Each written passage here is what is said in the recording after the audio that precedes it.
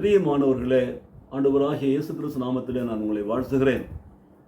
கர்த்தருடைய பெரிதான கிருபையினாலே அதிகாலை வேளையில் ஆண்டவராகிய இயேசுவோட நிகழ்ச்சியில் உங்களை சந்திப்பதில் மகிழ்ச்சி அடைகிறேன். இந்த நாளிலே நாம் தியானிக்க இருக்கிற வேத பகுதி நீதிமொழிகள் புஸ்தகத்தில் 9ஆம் அதிகாரத்தில் 9ஆம் வசனத்தில் நாம் இப்படியே வாசிக்கிறோம்.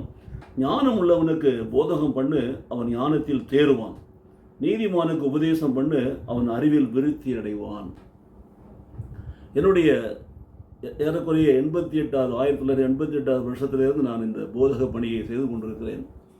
எனக்கு பிரியமானவர்களே, அநேகருக்கு நாம் போதித்திருக்கிறோம். அநேக குடும்ப கூடுகைகளில், அநேக சபைகளில், நற்செய்தி கூட்டங்களில், பல இடங்களில் என்னுடைய அனுபவத்தில் நான் கற்றுக்கொண்டது இதுதான். இந்த வசனம் என் வாழ்க்கையில் நான் பார்க்கிறேன். தெளிவாய் சொல்லப்பட்டிருக்கிறது, ஞானம் உள்ளவனுக்கு போதகம் பண்ணு, அவன் ஞானத்தில் தேறுவான். ஆனால் ஞானம் இல்லாதவனுக்கு நீ போதகம் பண்ணினா உனக்கு ஞானம் கொடுப்பான், உனக்கு போதகம் பண்ணுவான். இன்றைக்கு நிறைய பேருடைய வாழ்க்கையில் சத்தியத்தை அறியாமல் விடுதலையாக இருப்பதற்கு காரணமே they don't accept whatever is taught to them. அவர்கள் போதிக்கிறத சத்திய வசனத்தில் தான் எடுக்கிறோம் பாருங்க. நீதிமொழி 9ஆம் அதிகாரம் 9ஆம் வசனம் தான். அதனால தான் தெளிவாய் ஆவியானவர் எழுதி வைத்திருக்கிறார், ஞானம் உள்ளவனுக்கு நீ போதகம் பண்ணுகிற பொழுது அவன் ஞானத்தில் தேறுவான்.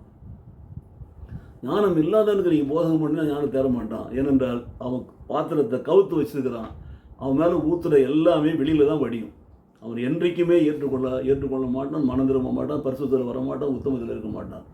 அதை சொன்ன ஆவியானவர் அடுத்து சொல்கிறாரு பாருங்க, அழகாக சொல்கிறாரு பாருங்க, நீதிமானுக்கு உபதேசம் பண்ணு, அவன் அறிவில் விருத்தி அடைவான். நீதிமானாக இருக்கிறவன், நீதியின்படி நடக்கிறவன், கர்த்தருடைய கற்பனையின்படி நடக்கிறவனுக்கு நீ உபதேசம் பண்ணினா அவன் அறிவில விருத்தி அடைவான், வளருவான். இன்றைக்கு நீதிமானா இல்லாத அநீதியாய் வாழ்ந்து கொண்டிருக்கிற, அநீதியான காரியங்களை செய்து கொண்டிருக்கிற மனுஷனுக்கு உபதேசம் பண்ணினா அவன் அநீதியில தான் வளருவான், அவன் அறிவிலே வளர மாட்டான். அவனுக்கு அறிவு பெருகவே பெருகாது பாருங்கள். அதனால தான் வேதம் தெளிவாய் சொல்லுகிறது பாருங்கள், வசனத்தினுடைய வார்த்தைகளை நீங்கள் அனுபவிக்கிற பொழுது கர்த்தருக்கு பயப்படுதலே ஞானத்தின் ஆரம்பம், பரிசுத்தரின் அறிவே அறிவு என்று சொல்லி. அப்போது ஞானம் வேண்டும் என்று சொன்னால் கர்த்தருக்கு பயப்படணும், வார்த்தைகளை கேட்கணும், ஏற்றுக்கொள்ள வேண்டும் பாருங்கள். ஆங்கிலத்தில் பார்க்கிறப்போ give instructions to a wise man, he will be still wiser. Teach a just man and he will increase in learning. இதைத்தான் நாங்கள் பார்க்கணும். இதை கேட்டுக்கொண்டிருக்கிற அருமையான சகோதரி சகோதரி, வேத வார்த்தைகளை சொல்லி உங்களுக்கு போதகம் செய்கிற பொழுது அதை ஏற்றுக்கொள்ளுங்கள். அதை உங்கள் வாழ்க்கையிலே கடைபிடித்து உங்கள் வாழ்க்கையை அதன்படி மாற்றி அமைத்துக்கொள்ள நீங்கள் ஒப்புக்கொடுங்கள். அப்போ தான் நீங்கள் ஞானத்திலே தேர்வீர்கள், கர்த்தருடைய வல்லமையில் வளர்வீர்கள், நீங்கள் அறிவிலே பெருகுவீர்கள், உத்தமமாய் நீதியாய் நடப்பீர்கள்.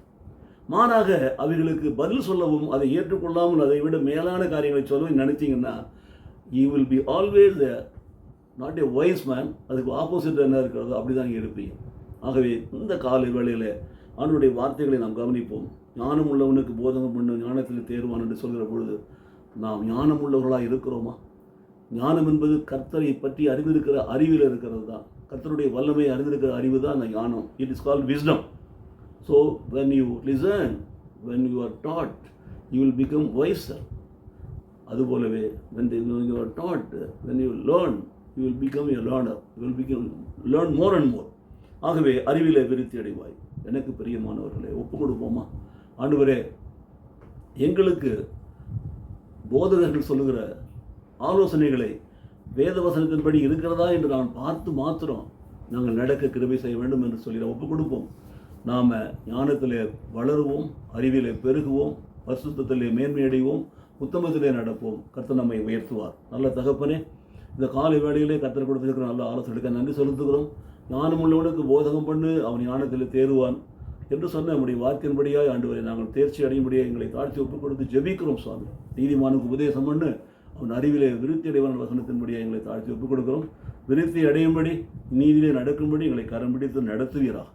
இயேசு கிறிஸ்து நாமத்திலே பிதாவே, ஆமென், ஆமென்.